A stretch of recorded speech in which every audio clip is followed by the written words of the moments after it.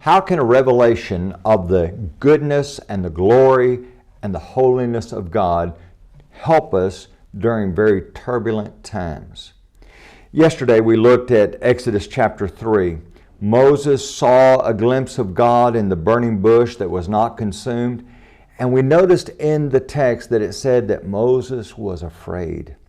But that level of timidity is transformed as time goes on.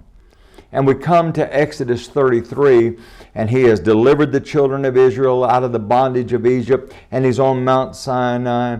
And now as he has spent more time with God, he says in verse number 18, "Please show me your glory." This is the same man that was afraid.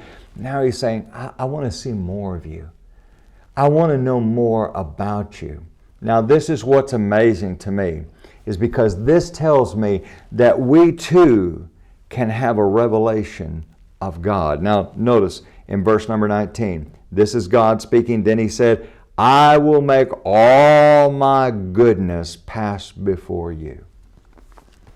That revelation that he saw of God was his goodness. God is so good. He is so righteous. He is so perfect in every respect. And one of the things that amazes me when I think about the character of God is that all of his qualities are infinite. And you know, you might have an individual who is extremely merciful, but he's not very just. And he can let someone get away with murder, so to speak. And you might have another person who is very just, but they have no mercy. And they don't know what it means to give a person a second chance. God is infinite in all of his qualities, and none of them conflict with the other. Only God can possess that. And when we see that, we say, he's so good.